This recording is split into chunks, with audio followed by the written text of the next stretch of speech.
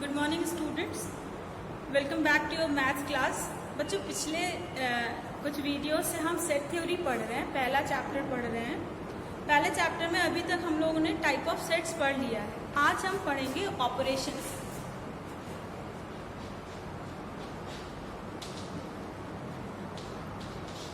Operations क्या होते हैं? जब तक हम लोग अर्थमेटिक पढ़ते थे क्लास 9, 10 तक, 8 तक, अर्थमेटिक में हम लोग जनरली 4 ऑपरेशंस पढ़ते थे। ऑपरेशन मीन्स कि जो किसी दो नंबर को ट्रीट करते हैं। जैसे अगर हम दो नंबर्स लें 10 और 5, ठीक है, अगर इसके बीच हमने प्लस का साइन लगा दिया तो हमारा आंसर क्या हो जाएगा? 15। लेकिन अगर इसे 10 और 5 के बीच हमने माइनस का साइन लगा दिया तो हमारा आंसर हो जाएगा 5, ठीक है। अगर इसी 10 और 5 के बीच में हमने मल्टीप्लिकेशन का साइन लगा दिया तो इसका आंसर हो जाएगा 15। और 10 और 5 के बीच में अगर हमने डिवाइड का साइन लगा दिया तो आंसर हो जाएगा 2। अब यहाँ पे जो नंबर हम यूज कर रहे थे, जो नंबर हम इस्तेमाल कर रहे थे, ये नंबर सेम है, 10, 5, 10, 5, 10, 5। लेकिन ये इनपुट है, इनपुट सिर्फ हमने दो नंबर्स का लिया, 10 और 5 का, लेकिन आउटकम देखिए कितना ज़्यादा डिफर कर रहा है, 15, 5, 22। ये डिफरेंस क्यों आया है? This difference is due to the operations, due to this sign. इस साइन की वजह से अगर दो नंबर्स को हमने एक दूसरे के साथ ट्रीट कैसे किया? एडिशन से, तो हमारा आंसर दोनों, इसका मतलब प्लस का मतलब क्या हुआ कि दोनों नंबर्स को जोड़ दिया हमने, आपस में मिला दिया। नंबर लाइन आपको याद होगा ना, नंबर लाइन में कैसे एडिशन सिखाते हैं बच्चों को कि 10 और 5 जोड़ना है तो पहले 0 से 10 पर गए, 10 से फिर 5 पर गए, यानी राइट हैंड साइड में उतने यूनिट बढ़ते जाएंगे। तो कैसे, कहाँ पहुंचेंगे? 10 से और 5 यूनिट पहुंचेंगे तो हम कहाँ पहुंच जाएंगे? 15 पर पहुंच जाएंगे। तो ये आ गया हमारा 15। जब माइनस की साइन लगाई तो नंबर लाइन पे कैसे करते थे कि पहले हम 0 से 10 पे जाएंगे, और चूंकि यहाँ पे माइनस का साइन लगा है यानी हम बैकवर्ड डायरेक्शन में आएंगे। 10 से बैकवर्ड डायरेक्शन में 5 यूनिट आएंगे तो हमें क्या मिल जाएगा? 5 मिल जाएगा, ठीक है। तो ये सारे आउटपुट चेंज कैसे हुए? इन चारों साइन की वजह से। इन्हें हम कहते हैं operations. Operation means the sign which indicates the treatment or the relation between the two given numbers, ठीक है। बेसिकली हम सिर्फ एडिशन, अगर हम फंडामेंटल ऑपरेशंस की बात करें तो सिर्फ दो होते हैं, एक एडिशन और एक मल्टीप्लिकेशन, ठीक है, एडिशन और मल्टीप्लिकेशन। इसको क्यों नहीं कह रहे हम माइनस और डिवीजन को? क्योंकि माइनस क्या है? माइनस एक्चुअली हमने 10 में -5 जोड़ा है, -5 जोड़ा, ठीक है, प्लस इंटू माइनस, माइनस, यानी यहाँ पे क्या किया था? 10 में +5 जोड़ा था और यहाँ पे क्या किया है? 10 में -5 जोड़ा है, ठीक है। यानी आप सब्ट्रैक्शन को भी एडिशन के टर्म में डिफाइन कर सकते हैं कि if we add the negative of the given number then it is called the subtraction. In the same way 10/5 है ना, यहाँ पे क्या था? 10 को 5 से मल्टीप्लाई किया पहले तो 50 आया। यहाँ क्या किया हमने? 10 डिवाइडेड बाई 5 मतलब 10/5, या इसे हम लिख सकते हैं 10 इंटू 1/5। तो what is division? Division is actually the multiplication by the reciprocal of the given number. दिए हुए नंबर के रेसिप्रोकल से अगर हम मल्टीप्लीकेशन करें तो उसे हम डिवीजन कहते हैं। नंबर क्या दिया था? 10 और 5। तो डिवीजन में क्या किया? 10 को 5 के रेसिप्रोकल से मल्टीप्लाई कर दिया तो 5 1 5, 5 2 10, आंसर हमारा आ गया 2। So these operations are related to classical mathematics.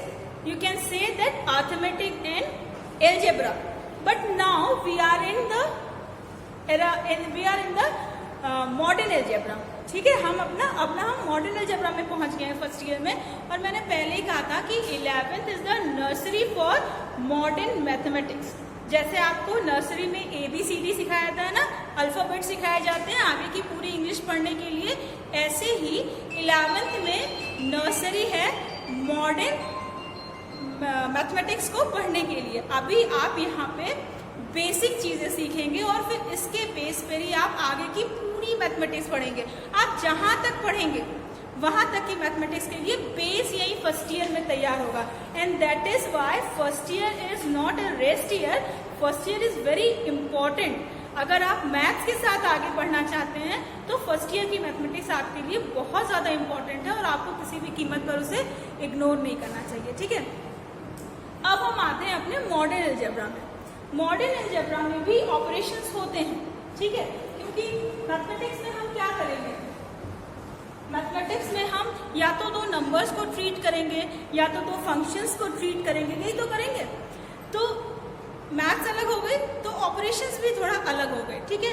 अब जो ऑपरेशंस हैं वो एडिशन, सब्ट्रैक्शन, मल्टीप्लिकेशन या डिवीजन नहीं है, बल्कि अब नए ऑपरेशंस होंगे जैसे यूनियन, इंटरसेक्शन, ठीक है, फिर उसके बाद कॉम्प्लीमेंट, इस तरह के ऑपरेशंस होंगे, इस तरह के नाम होंगे एक्चुअली।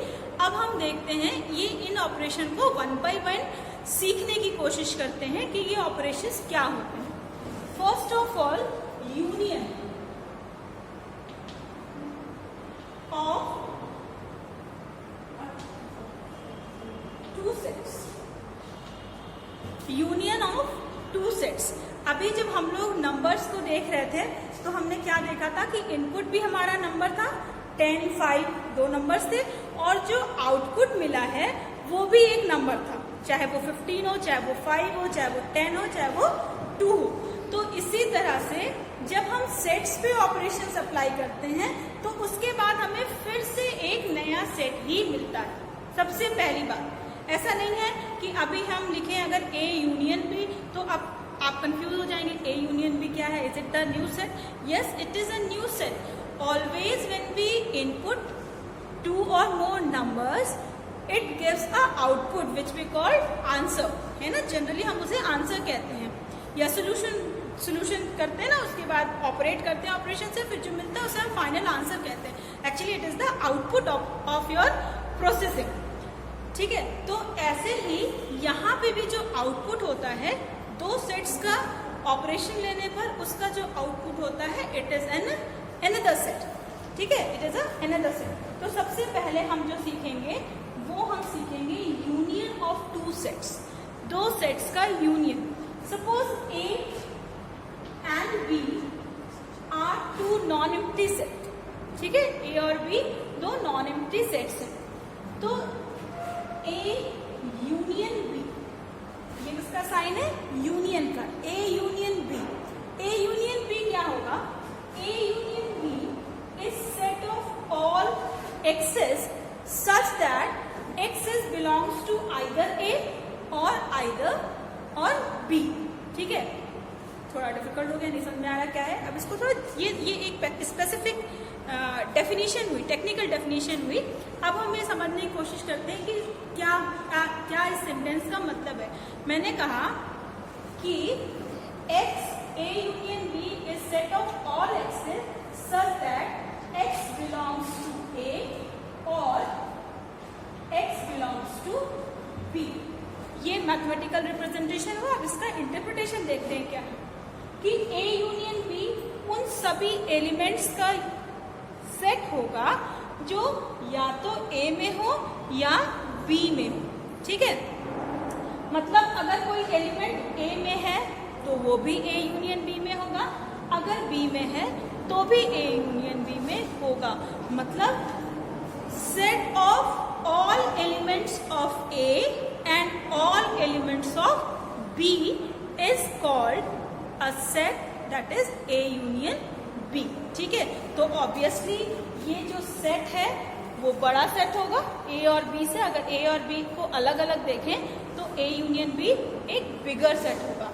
जैसे अगर हम लें a is equal to 1, 2, 3 a set and b is equal to a, e, i, o, u, ठीक है। तो a यूनियन b क्या होगा, a union b is all the element of set a, 1, 2, 3 and all the element of set b, a, e, i, o, u, ठीक है, इन सभी elements को मिला के एक बड़ा सेट बना लिया, that is A union B। अब आप देखिए कि कोई भी एलिमेंट यहाँ ऐसा नहीं मिलेगा जो या तो A या तो B इन दोनों में से किसी एक में ना हो, किसी ना किसी एक में ये जरूर होगा, या ये भी हो सकता है कि वो दोनों ही सेट में हो, ठीक है, इसमें भी हो उसमें भी हो। अब क्या करेंगे, अगर दोनों सेट में है तो क्या उसे 2 बार लिखेंगे? नो। हमने अभी क्या कहा कि A union B is also a set, ठीक है ना, तो सेट के सारे रूल्स इसमें फॉलो होंगे। और ये हम लोगों ने पहले ही देखा है कि किसी भी सेट में एलिमेंट्स का रिपीटेशन अलाउड नहीं है, रिपीटेशन नहीं करते हैं हम एलिमेंट्स का। तो अगर कोई कॉमन एलिमेंट है जो A में भी है और B में भी है तो उसको हम सिर्फ एक बार लिखेंगे, ठीक है। तो I think A union B समझ में आ गया होगा। What is A union B? A union B is a set which contains all the elements of A and all the elements of B। अब इस डेफिनेशन के बेसिस पर 2 questions बनते हैं। एक कि आपको A और B दिया हो, ठीक है, और आपको उसमें से उसका यूनियन निकालना हो, एक तो ये हो गया।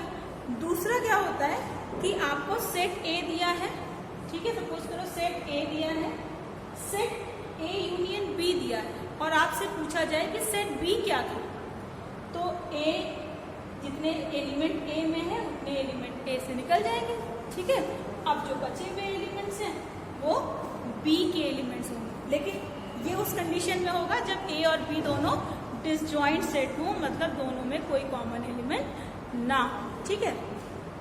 एक कंक्लूजन और आप देखिए, A के सारे एलिमेंट भी A यूनियन B में है और B के सारे एलिमेंट्स भी A यूनियन B में है।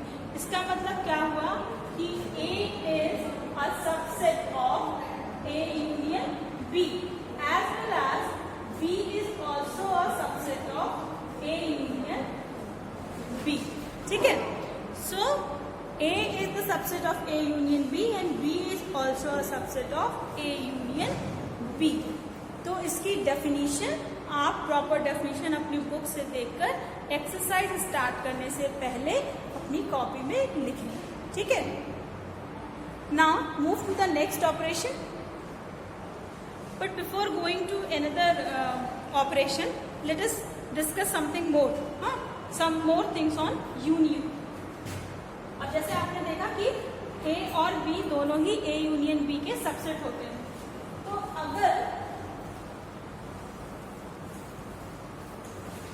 अगर हम किसी एलिमेंट, कोई जनरल एलिमेंट लेते हैं और कहते हैं कि X belongs to A union B, X जो है वो A यूनियन B में है, तो इसका मतलब क्या हुआ कि it implies X belongs to A और X बिलोंग्स टू B, और X में बिलोंग्स बोथ हैं, उससे कोई फर्क ही नहीं पड़ेगा, या तो A या तो B में होगा ही होगा, अगर दोनों में है तो भी सेम चीज ही हुई।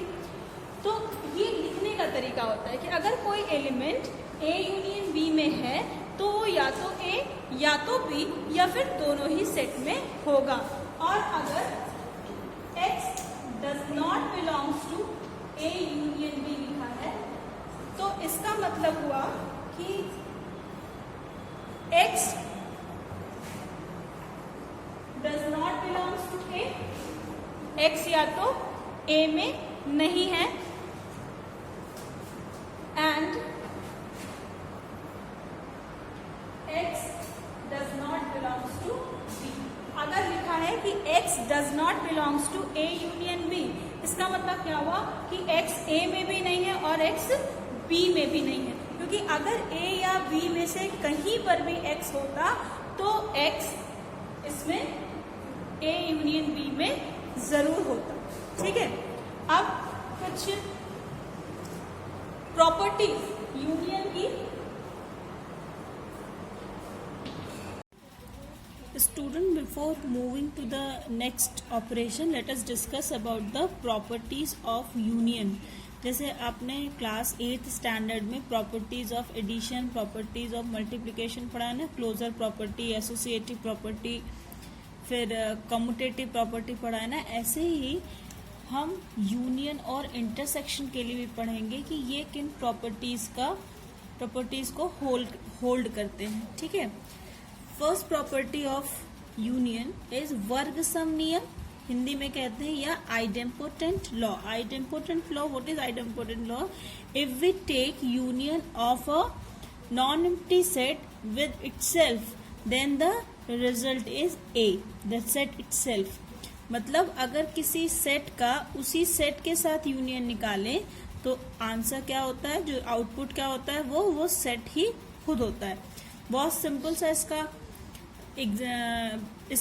इसका प्रूफ है कि कोई भी एलिमेंट हम मान लेते हैं कि x belongs to A union A, ठीक है। ए यूनियन ए मतलब इस सेट में है, तो अगर ए यूनियन ए में है तो इसका मतलब क्या हुआ कि x ए में भी है और x ए में भी है, क्योंकि हम लोग ने अभी डिस्कस किया था ना कि यूनियन को लिखने का तरीका क्या होता है। अगर कोई element x belongs to A union B है तो इसका मतलब होता है x बिलोंग्स टू ए और x belongs to B. It is by definition, because A union B कौन सा सेट है? A union B is the set of all elements of A and B, है ना। तो यहाँ पे जो हम वर्ड यूज करते हैं यूनियन के लिए वो और होता है, और मतलब या, हिंदी में या कहते हैं ना, कि x या तो a में है या b में है या दोनों में हो सकता है। तो यहाँ पर अगर हमने लिखा है x belongs to a union a, मतलब जब हम सेट्स को इक्वल प्रूफ करते हैं ना, हम इससे अपने अगली वीडियो में और डिटेल में पढ़ेंगे कि दो सेट्स को हम इक्वल कैसे प्रूफ करते हैं।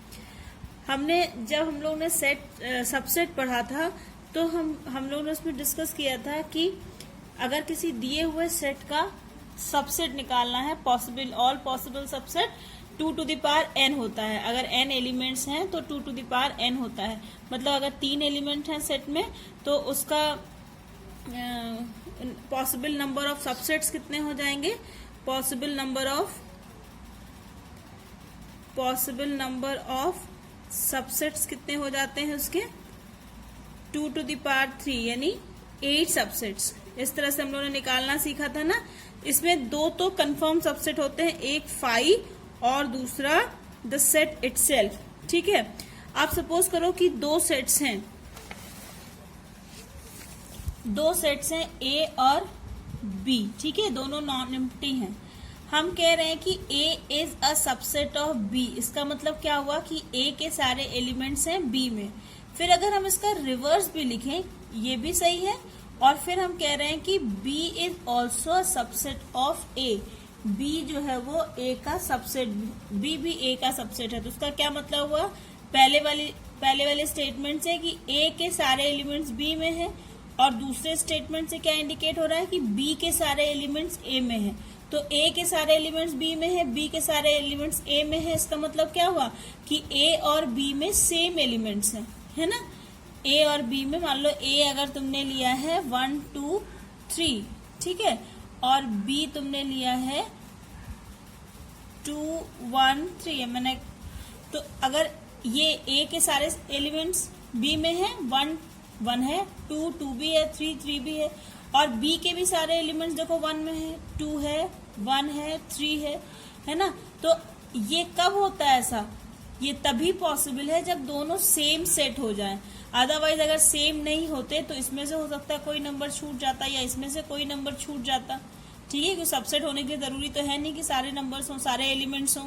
तो अगर A सबसेट है B का और B सबसेट है A का, तो ये कंडीशन तभी एग्जिस्ट करती है जब A is equal to B हो, जब सेट A सेट B के इक्वल हो, तभी सिर्फ ये कंडीशन एग्जिस्ट करती है कि A is subset of B and B is subset of A। तो दो सेट्स को इक्वल प्रूफ करने का यही तरीका होता है कि अगर दो सेट्स A और B दिए हैं और हमें उनको इक्वल प्रूफ करना है, तो एक बार हम प्रूफ करते हैं कि A is subset of B, और अगली बार फिर हम प्रूफ करते हैं कि B is also subset of A, and then it implies A and B are the equal sets. तो यही यहाँ पर हमने वही रूल लगाया है कि हमने A यूनियन एक कोई भी आर्बिट्री एलिमेंट X ले लिया है A यूनियन A में, ए यूनियन ए में है मतलब x बिलोंग्स टू ए और x बिलोंग्स टू ए, इसी तरीके से लिख देंगे, जहां b था वहां पर फिर से a है। तो x belongs to A, x belongs to A, इसका 2 बार लिखने का क्या मतलब है? इसका मतलब क्या हुआ कि x बिलोंग्स टू a। तो अगर x a में बिलोंग करता है तो x तो कोई भी एलिमेंट था ना, कोई स्पेसिफिक तो नहीं लिया था, यानी x की वैल्यू कुछ भी हो सकती है। तो इसका मतलब क्या हुआ कि x belongs to a union a है, और ये बता रहा है कि इसका मतलब हुआ कि x बिलोंग्स टू a, मतलब a यूनियन a के सारे एलिमेंट्स a में भी हैं। तो इसका मतलब क्या हुआ कि a union a is a subset of a। ठीक है, अब रिवर्स देखते हैं इसका। अब मान लिया कि कोई दूसरा एलिमेंट हमने y लिया जो बिलोंग करता है a में, मतलब जो RHS था हमारा a, उसमें बिलोंग कर रहा है, तो it implies y belongs to a और y बिलोंग्स टू a। जब एक ही सेट है तो a में या a में बिलोंग करता है, तो इसका मतलब क्या हुआ कि y बिलोंग्स टू, और को हम किससे लिखते हैं? यूनियन से, है ना। तो y belongs to a union a। तो हमने यहाँ लिया क्या था एलिमेंट्स को कि y belongs to set a, और हमने प्रूफ क्या कर दिया कि this y also belongs to a union a। इसका मतलब क्या हुआ कि इस a के सारे एलिमेंट्स a यूनियन a में हैं। तो therefore by definition a is the subset of a union a। अब अभी हमने इक्वेशन 1 में प्रूफ किया था कि a union a is subset of a, और इक्वेशन 2 में प्रूफ किया कि a is subset of a union a। तो इन दोनों इक्वेशन से क्या हुआ? a subset of b and b subset of a proof हो गया। तो therefore these two sets are equal. तो from equation 1 and 2, since a union a subset of a and a is subset of a union a, therefore a union a is equal to a। बच्चों शुरू में थोड़ा सा ये hesitation होगी इसको करने में, लगेगा कि स्टेप्स कैसे लिखे, लेकिन आप जब एक बार प्रैक्टिस कर लेंगे ना तो ये भी उतना ही इजी हो जाएगा जितना कि एलजेब्रा और अर्थमेटिक में कैलकुलेशन करना इजी होता था। लेकिन आपको कॉन्सेप्ट्स याद रहने चाहिए, दिमाग में रहने चाहिए। अब आते हैं दूसरे प्रॉपर्टी पर। दूसरी प्रॉपर्टी है कॉम्यूटेटिव। कॉम्यूटेटिव या क्रम विनिमय। क्रम मतलब ऑर्डर और विनिमय मतलब चेंज कर देना आपस में। तो ये जो ऑपरेशन है यूनियन, ये कॉम्यूटेटिव होता है। कॉम्यूटेटिव मतलब क्या है कि अगर A और B दो सेट्स हैं तो A यूनियन B लिखें या B यूनियन A लिखें, दोनों सेम ही सेट देंगे। चाहे पहले A को लें तब B को लिखें, या पहले B को लिखें फिर A को लिखें, इससे हमारे रिजल्ट पे कोई असर नहीं होगा। क्यों नहीं होगा? अगर A यूनियन B लिखेंगे तो आप पहले A के सारे एलिमेंट लिखेंगे फिर B के सारे एलिमेंट लिखेंगे। B यूनियन A लेंगे तो पहले B के एलिमेंट्स लिखेंगे फिर A के मान लीजिए आपने एलिमेंट्स लिखे। तो एलिमेंट्स तो वही हैं, खाली उनका ऑर्डर चेंज हो गया। और हम जानते हैं कि सेट में एलिमेंट्स का ऑर्डर चेंज किया जा सकता है। ठीक है, इसको भी पहले वाले की तरह से ही प्रूफ करेंगे कि पहले LHS वाले सेट में मान लेंगे कोई एलिमेंट और इसे हम RHS वाले सेट का सबसेट प्रूफ कर देंगे, फिर RHS वाला सेट लेंगे और उसे LHS वाले सेट का सबसेट प्रूफ कर देंगे। तो let X belongs to A union B, तो इट मीन्स कि X बिलोंग्स टू A और X बिलोंग्स टू B। ये याद रखना है कि यूनियन को हम किससे लिखते हैं? और से। तो अभी हमने कहा कि चाहे A के एलिमेंट पहले लिखो चाहे B के एलिमेंट, जब सेम ही एलिमेंट है तो मतलब x ही है दोनों तरफ, तो इट इम्प्लाइज इसका हम पहले x बिलोंग्स टू B लिख दिया और फिर x बिलोंग्स टू A लिख दिया, क्योंकि सेट में ऑर्डर का कोई महत्व नहीं होता है। यानी x बिलोंग्स टू, यहाँ जो और था उसको हमने यूनियन में बदल दिया कि x belongs to B union A। अब इसका मतलब क्या हुआ कि x बिलोंग्स टू B और x belongs to A means कि x belongs to B union A। तो कौन सा सेट लिया था हमने? A यूनियन B, और कहाँ हम पहुंच गए? B यूनियन A पर। तो it implies since all the elements of A union B is an element of B union A, therefore A union B is subset of B union A। ऐसे ही आप इसका रिवर्स भी कर सकते हैं। इसको इक्वेशन 1 डाल दो और इसको इक्वेशन 2 डाल दो, and then write directly from equation 1 and 2 A union B is equal to B union A. You have to do all these proofs in your fair copy. fair copy में ये सारे proofs करने हैं. Third है associative law. ठीक है, यह सहचर्य नियम. इसमें क्या होता है कि अगर हम 3 सेट्स लें, 3 मतलब 2 से ज्यादा सेट्स लें, तो ये मैटर नहीं करता है कि हमने पहले कौन से 2 सेट्स आपस में यूनियन निकाले हैं. जैसे अगर हमने सपोज करो ए बी सी 3 सेट्स थे, तो इसमें ब्रैकेट लगा के ऐसे क्या दिखाया जा रहा है कि पहले ए यूनियन बी लिया गया, फिर जो एक नया सेट मिला उस सेट का सी के साथ यूनियन लिया गया है. It is equal to A union B union C की अगर हम ए और बी को पहले ना लेकर बी और सी को पहले लें और फिर ए के साथ उसका यूनियन निकालें, तब भी ये दोनों इक्वल ही होंगे, सेम ही रिजल्ट्स देंगे. ठीक है, तो अभी आपने वैसे ही इसको प्रूफ करना है. आपकी बुक्स में भी ये इसका प्रूफ अवेलेबल है और आप वीडियो से भी देखकर कर सकते. मतलब देख के मीन्स कि आप इसमें पहले समझ लीजिएगा और उसके बाद उसे अपने आप से करने की कोशिश कीजिएगा. इसमें भी वही करेंगे कि एलएचएस के सेट को आरएचएस का सबसेट प्रूफ कर देंगे और आरएचएस के सेट को एलएचएस वाले सेट का सबसेट प्रूफ कर देंगे और फिर वो इक्वलिटी कंडीशन में आ जाएगा. It is the third one.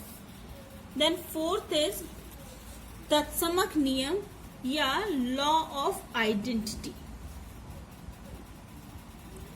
Law of identity. बच्चों, आइडेंटिटी मतलब क्या होता है या तत्समक जो है उसका मतलब क्या होता है? एक ऐसा नंबर जिसको अगर दिए हुए ऑपरेशन के साथ ट्रीट कराएं तो आउटपुट पर कोई असर ना पड़े. जैसे अगर हम मल्टीप्लिकेशन की बात करें, आप किसी भी नंबर को 1 से मल्टीप्लाई कीजिए, क्या आंसर में कोई चेंज आएगा? Any number multiplied by 1 is the number itself. So for multiplication 1 is the identity element. ठीक है, but if we talk about addition, अगर हम addition की बात करें, जोड़ करने की बात करें, तब क्या होगा? उस कंडीशन में आप एक उस कंडीशन में आइडेंटिटी नहीं होगी. क्यों? क्योंकि आप किसी भी नंबर में अगर 1 जोड़ेंगे तो वो एक अधिक नंबर बन जाएगा. लेकिन अगर आप किसी भी नंबर में 0 ऐड करें, then it will be again the number itself.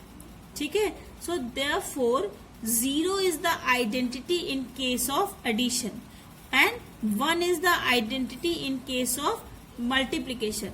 मतलब ऑपरेशन जब ट्रीट किया जाए तो ये नंबर पर कोई असर ना डाले. तो ऐसे एलिमेंट्स, ऐसे नंबर्स को या एलिमेंट्स को उस पर्टिकुलर ऑपरेशन के लिए आइडेंटिटी कहते हैं.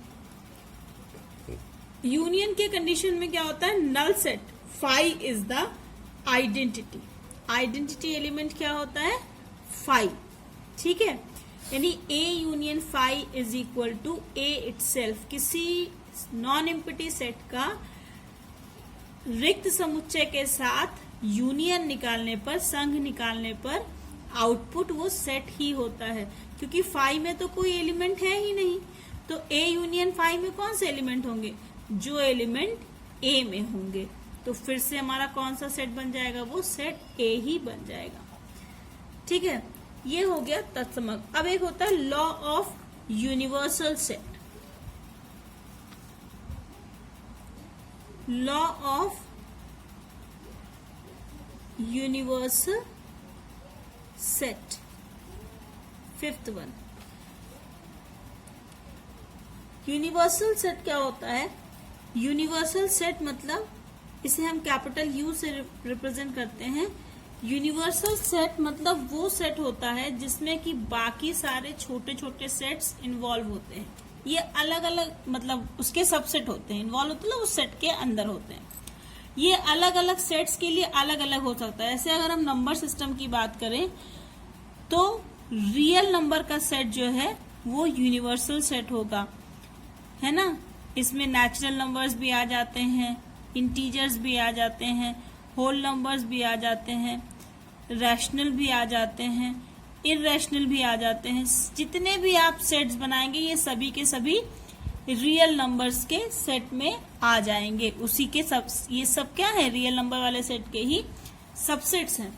ठीक है, ऐसे ही अगर आप इंग्लिश अल्फाबेट्स, आपने एक सेट बनाया कॉन्सोनेंट्स का, एक सेट बनाया आपने वॉवेल्स का, तो इन दोनों सेट के लिए यूनिवर्सल सेट कौन सा होगा, the set of English alphabets.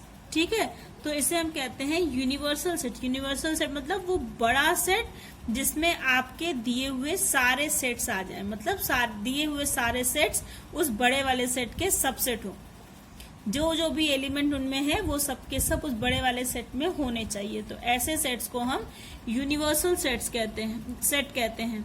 तो लॉ ऑफ यूनिवर्सल सेट क्या होता है कि यूनिवर्सल सेट के साथ अगर हम किसी सेट का यूनियन निकाले then it will be the universal set itself.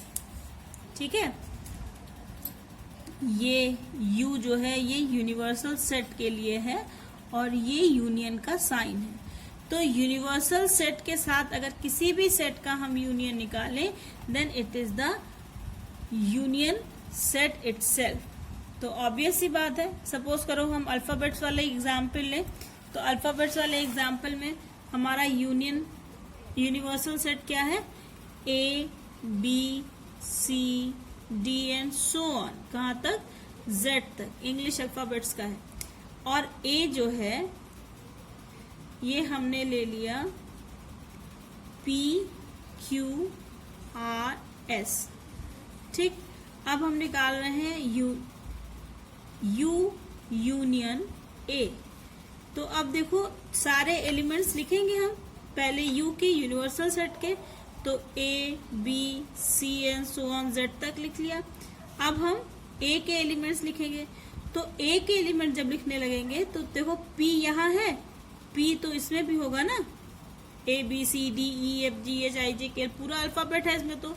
तो जब P हम एक बार लिख चुके हैं तो फिर से ये P लिखने की जरूरत नहीं है। ऐसे ही Q भी इसी बीच एक बार आ गया होगा तो फिर से ना Q लिखने की जरूरत है, ना R लिखने की और ना S लिखने की। तो कौन सा सेट ये बन गया, A, B, C, D and so on up to Z, ये तुम्हारा यूनिवर्सल सेट बन गया, है ना। तो all element if we take union of a non-empty set with its universal set then the result is universal set itself। ठीक है, तो these are the properties of union। Union की प्रॉपर्टीज हैं, ठीक है, प्रॉपर्टीज ऑफ ऑपरेशन यूनियन। ये आप union की डेफिनेशन लिखेंगे, मैथमेटिकल रिप्रेजेंटेशन लिखेंगे उसका, फिर प्रॉपर्टीज लिखेंगे पूरी, ठीक है, और हर एक प्रॉपर्टी को प्रूव भी करेंगे एक्सरसाइज स्टार्ट करने से पहले। अब हम नेक्स्ट वीडियो में नेक्स्ट ऑपरेशन यानी इंटरसेक्शन डिस्कस करेंगे। Till then good bye.